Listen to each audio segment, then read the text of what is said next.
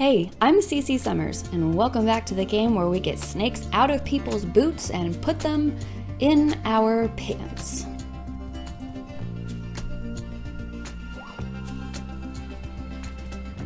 I'm sorry, please don't leave. Okay, we have got a pretty good amount of money. We have just slept with the sheriff and his niece. We have not yet gone to encounter the clown man. I don't want to. I have a feeling we kind of need to. But I don't want to die again. So I don't know, maybe we go down to the river and see him, and then there's like an option to keep walking and like leave him alone. And maybe we do that. I think that's what I'm gonna do. I forgot that we haven't gone to the kitchen yet. You enter the small kitchen, the cooking pot beckoning you.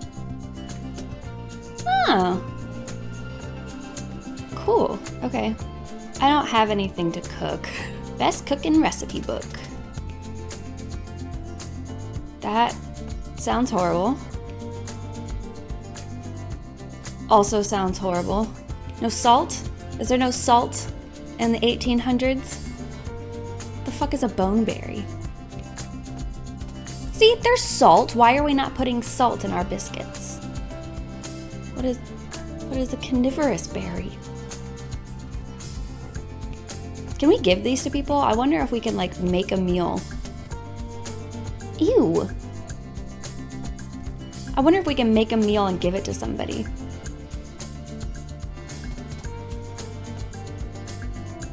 We'll probably be giving out a lot of these.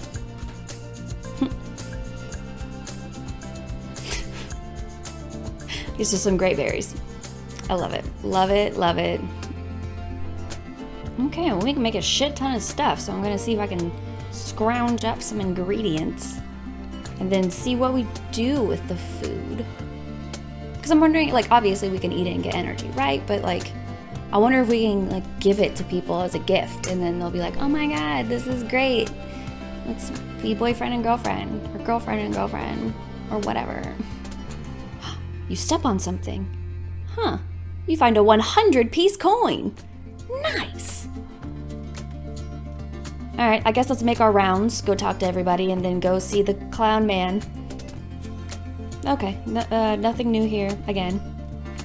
Okay, so I guess let's... Can we get a fishing rod? Oh, we can buy a fishing rod. Okay, we can go fishing. We can get some salt. Why are oats $0? Okay. Guess I'll just buy one of everything.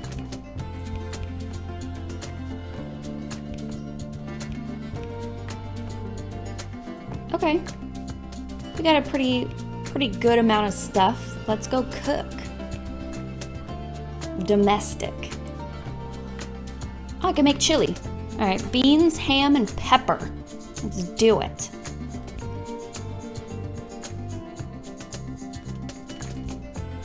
Pepper? No. Pepper, beans. I know I bought a ham. Don't lie to me. Did I not? Oh, I gotta go back. Okay, there we go. Ham. Cook it. Give me my chili.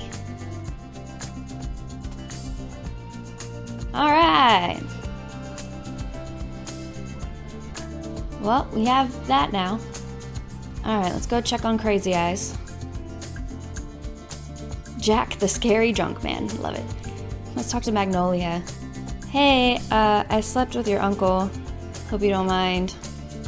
You catch him in the middle of gulping down a beer, the mug fitting small in his large palm. His eyes widen a little mid-gulp when you reapproach. He pulls the mug from his mouth, wiping his upper lip before tipping his hat.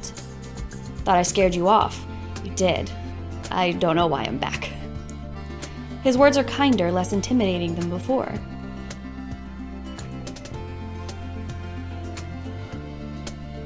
All of this looks dangerous. Can I buy you a drink, sir? A big guy like yourself must take more than one beer, huh? You turn to the bartender. One for my friend here. Friend? Oh ho ho! He sort of laughs, eyebrows raised. You have a strange feeling that getting into his pants is going to be easy. I mean, yes, that's not the part that's going to be difficult. It's the after part when he goes crazy and kidnaps you and puts you in a dog cage and keeps you forever. That's going to be the difficult part. From the looks of it, he has some pretty big pants. You know, I wouldn't normally let someone do that. I invested in an oil company a while back, and I get a pretty nice paycheck every couple of weeks. So how about this? He leans forward, sliding an arm around you, pulling you up close to him. His large hand rests on your waist as he holds you close. I buy the rest of the beers from now on, and you can just stay close and keep looking pretty like that. And we're doing this in front of Magnolia. Like, it's bad enough that we slept with her uncle, but now we're just blatantly flirting with this man, literally like 3 feet away from her. His voice is a hushed whisper. Uncomfortably leave? Okay, I guess if our goal is to just sleep our way through this town, we'd agree, right? Can I just go find the clown man instead? Alright, fine, Jack. Yeah, that sounds like a plan. A weird plan, but a plan. You stumble with your words. He smells good, attractive, and strong. Whatever the fuck that means. It's like this game reads my mind. Your mind tries to put a pin on it. He smells like campfire smoke, beer, and musk. That does not sound like it would smell good. He keeps you close as he grabs the new beer, taking a sip. He pauses, looking down at you. I have something way cooler than this. Want to go check it out? It's a dog cage. Or, okay, so no, this is the Wild West. It's gonna be like a horse barn. Either way, I'm going to be taken prisoner and held in some sort of animal enclosure forever, until he gets bored of me and kills me, and then does it again to somebody else. You nod, downing the rest of the beer before taking a step along with him as he guides you out of the saloon. The air is crisp and cool, making your skin prickle at the feeling. His hand is large and warm, holding yours as he walks with you along the cobblestones.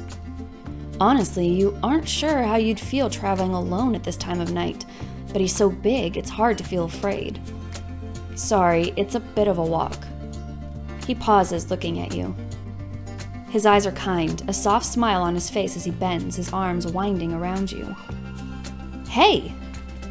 He laughs, hoisting you up as he begins to carry you along.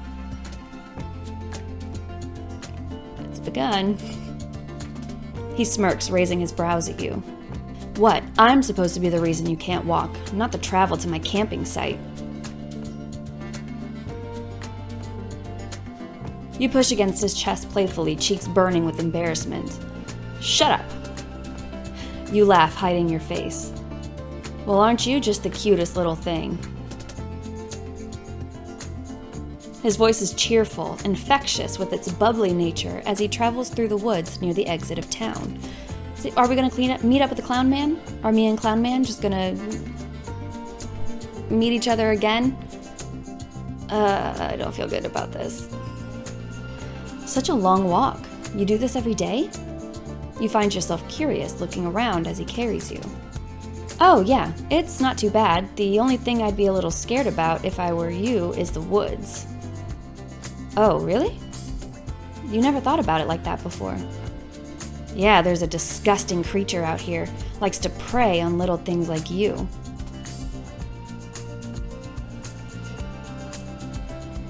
He shrugs. Don't worry, I'm here to protect you. Until you're not. He says this with a strange gusto, a smile wide on his face. At his words, your eyes wander, looking at the deep shadows of the woods with a bit more fear. You both arrive at a small campsite on top of a tall hill near the town. Home sweet home. He sets you down, a soft smile on his face as his hands linger against you. Oh, wow! You aren't sure what to do, frankly. You settle there in his arms, comfortable and happy. He pauses, grabbing you by the chin.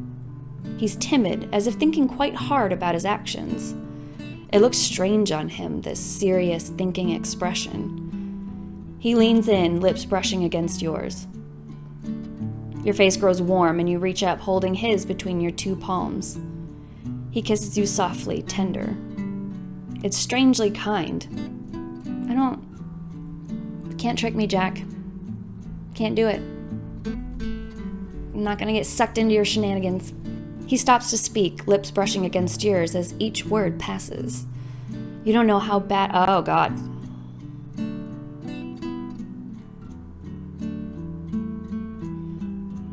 All right. I wonder what makes a cute girl like. Oh, God. Ugh. You know what makes a girl like me scream? Being thrown into a body pit. That'll do it. It shakes you to your core and you stiffen against him. You aren't sure how you feel. Jack grasps you roughly, picking you up and holding you close to his chest as he kisses you. Is he gonna crush me to death?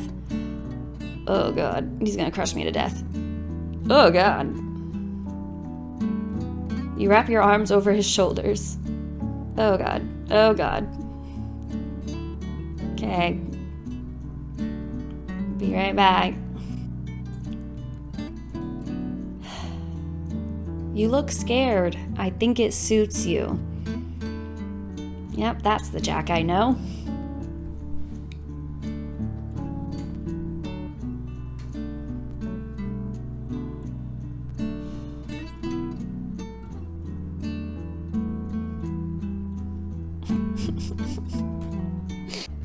Okay, so apparently it's fucking freezing outside. This was all done against a tree. Once again, before you can really speak, he guides you to the fire with a firm hand on your wrist. Let me get you a blanket. Thank you, that would have been nice, forever ago when we first got there. He enters the comedically small tent. As he does, you reach out, warming yourself by the fire. You feel sticky and weird, but good. Found you a good one. Oh, God, he looks at you with awe, sitting down next to you. You look so cute. He smiles, wrapping you up all toasty in the blanket. He pulls you close to him so you're cuddled against his chest. Enjoying the quiet night, the beautiful stars, and the crackling fire, you find yourself drifting off against his body.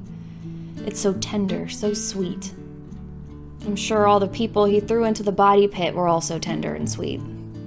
Your eyes shut, lulled by the feeling of his rising and falling chest and the warmth from the campfire. Cece? You're half asleep, groggily, you reply. Mm-hmm.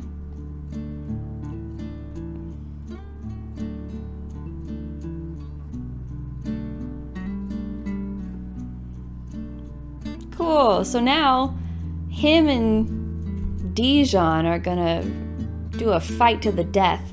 Or they're both just gonna conspire to kill me, because if I can't have you, nobody can, right? Fuck. You fall asleep. You wake up, confused, and in your bedroom. What the hell? You're naked, confused. You find a note on the side table written in chicken scratch. Had an amazing night with you, but decided to bring you to bed so you wouldn't be stuck in my silly tent. I can't wait to see you again. Love, Jack. Oh, that's thoughtful. Though how do you know where your room is? Because he's a crazy stalker man. You throw away that thought, shivering a little as you get up, ready to start the day.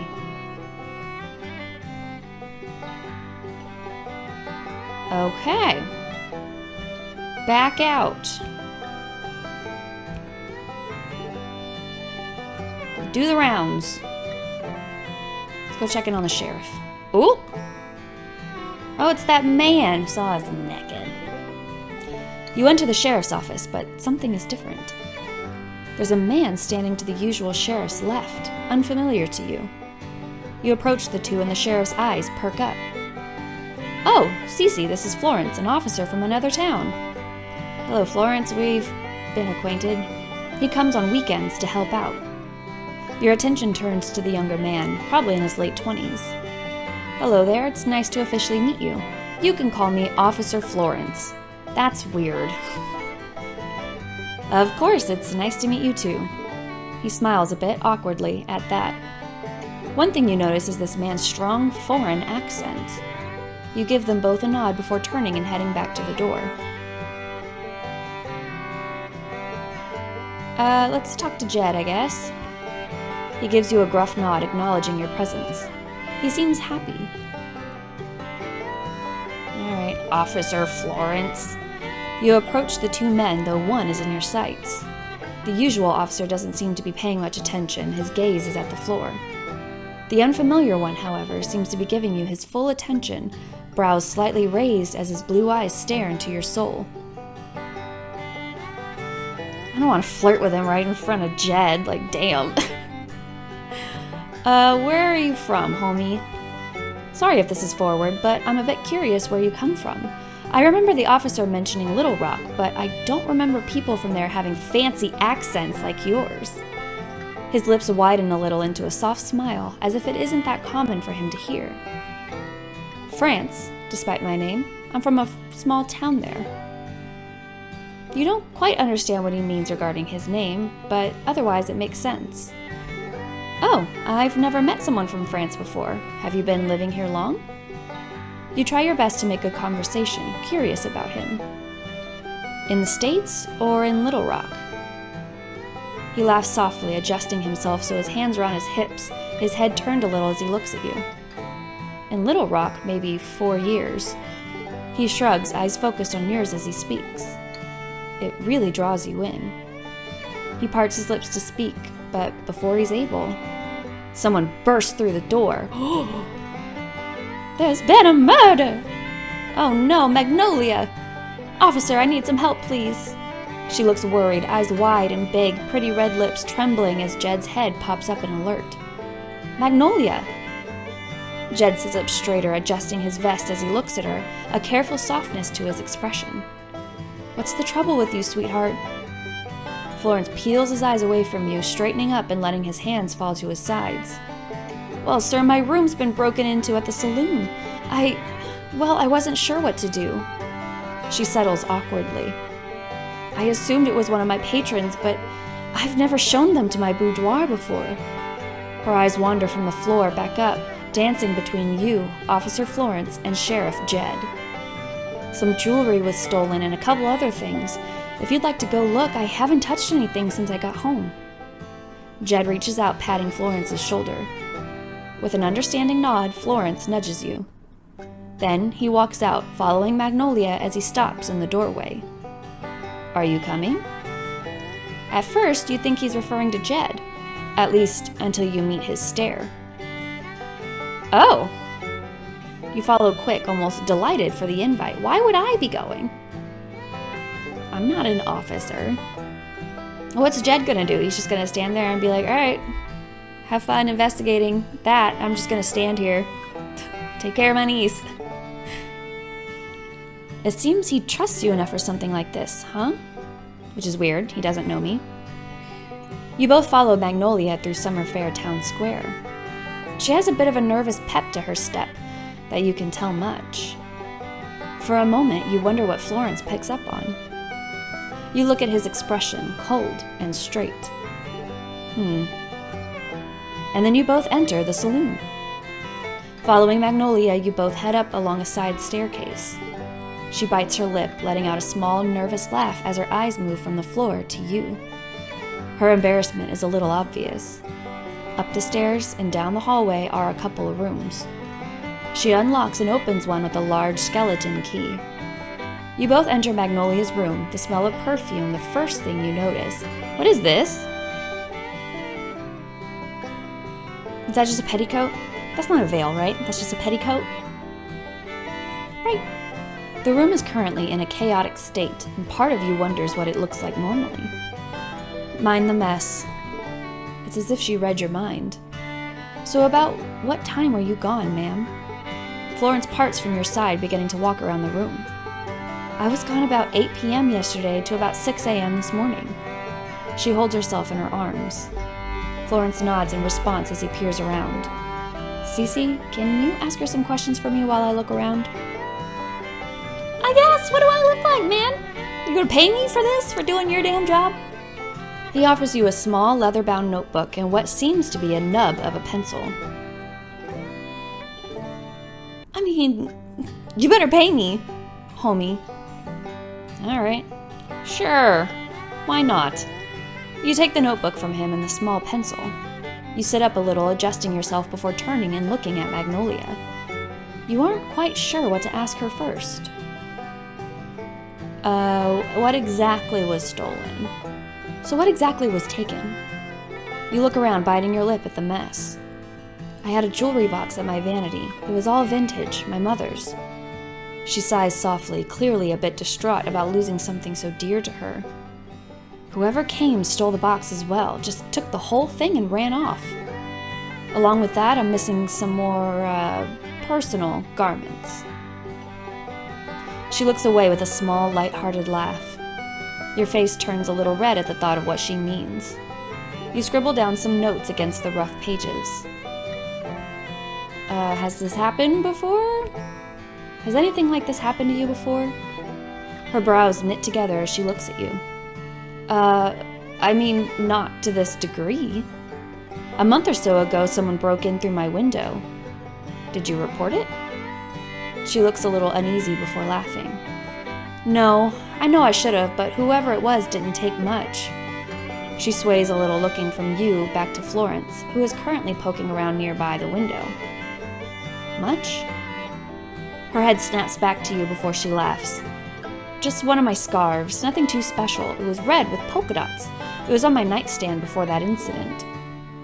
For a moment, you wonder if she misplaced it somehow. You scribble down some notes against the rough pages. All right, I'm done asking questions because I'm not a cop. You can't think of anything else to ask, so instead you look down at your notes. You flip the page, hoping to start anew. Wait.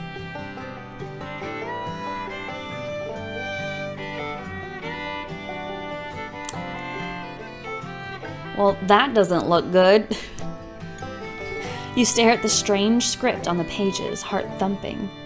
None of it makes sense. You gulp, closing the notebook quickly. Cece, thank you for your help. Oh, you're quite welcome, Florence. You look up only to be met with Florence's gaze. He walks up, lips curled into an unfamiliar smile. All right, Magnolia, thank you so much. I think we got enough from you. Would you like us to send someone over to help you clean it up? His voice is calm, almost caring as he moves a hand around you. It rests on your lower back. Why? Why are you touching me? You're at a crime scene, man. You're supposed to be working right now. I'm alright. I appreciate it, though. Besides, I need to clean this place anyhow. Just make sure to keep me updated if you catch the culprit. You slowly nod, looking down at the leather cover. Florence pulls away, turning and heading to the door. Almost on instinct, you follow him. You both travel out the door and down the stairs and outside of the saloon. Outside the lively saloon, Florence finds some solace against a tree, leaning and watching you. My notebook? He asks, putting a hand out. Do we ask? Or do we think he's going to be pissed that we looked at it? Well, I mean, if we die, Mortem will bring us back. And we all know he wants to see me again anyways, and then we'll flirt, and then be like, eternal life, that would be great, Mortem. Wow, you're so generous and kind to me. So what the fuck's going on with that, homie? You hesitate. I have to ask, in your notebook, I saw some weird writing. You take a small breath, looking up at him. It didn't look like English, or what I'd assumed to be French. You look down at the notebook in your hands. Show me. You flip through the pages, showing him the writing you found. Don't worry, as if he didn't know what that writing is. He takes the notebook, and you don't really seem to put up a fight when he does. It's just another language, nothing strange really. You feel a little uneasy, but you realize you're acting all weird about it for no reason. I'm sorry. You laugh a little.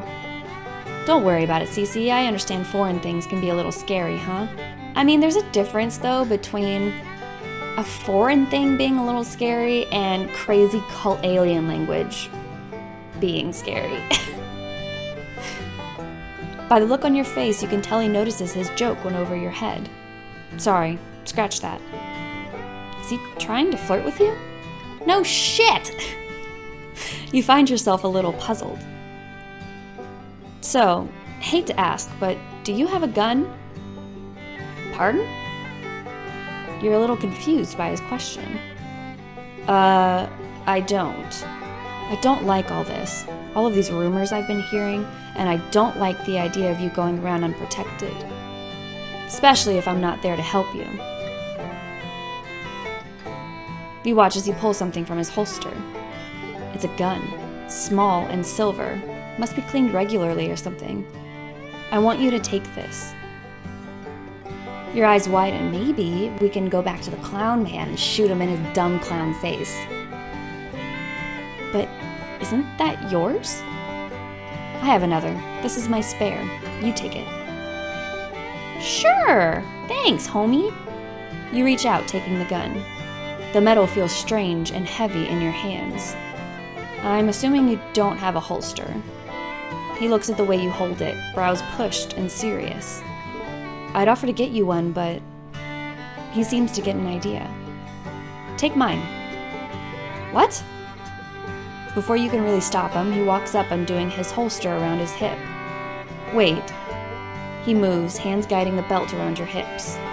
He's close to you, hands broad as he slips an arm around you, securing it around your waist. He pauses, looking into your eyes. A strange flush crawls across his face as he lets go. So you just put it in here. Careful, it's loaded. He motions to the holster on your hip. You slowly nod, swallowing before you put the gun away. It's the cat ears. The cat ears just has a magic effect on people. They're just like, hey, I just met you like 30 minutes ago, but here's my gun and my holster, and I'll protect you with my life. Thank you. You manage to choke out. He nods, looking away before taking a step back. I appreciated your help a lot today. Thank you again. Because I did so much. As much as I'd love to stick here and chat, I have to get going so I can write down a log. You nod, quickly understanding. I have to go. You stay safe, okay? I'll be here every weekend, so if you'd like, I can show you how to use that thing sometime. You quickly nod and he turns, walking off and leaving you uptown. You find yourself in Summer Fair Town Square. All right. With a gun. Do we know how to use it? We should probably figure out how to use it. Are you still there, Florence? Unlike usual, you aren't greeted with a shout. Florence. Florence, show me how to use the gun. He gives you a nod. Good to see you today, Cece. You nod back, looking away with a small blush. Okay, don't show me how to use the gun then. Shit. Alright, let's go downtown. I guess we should probably check in with Dijon, right? So he doesn't go too crazy and then murder me for not talking to him anymore. Alright, hi Dijon. When you see Dijon in the pasture, you approach with a happy little wave. He seems delighted to see you, grinning and sending you a wave. Well, I'll be. It sure has been a while. Dijon wades through the mass of grazing sheep to meet you. It sure is nice to see you again. I had a great time hanging out with you. We should spend more time together soon. From the distance, a sheep lets out an anxious bleat, and Dijon perks up. I'd better go check on that. It sounds like one of the sheep might have gotten hurt. I swear, if it's one of them damn snakes again. With that, he wanders off, back to the herd of sheep he's watching over. Alright, I guess maybe I'll search for some snakes, get a little cash while I'm here. Shit.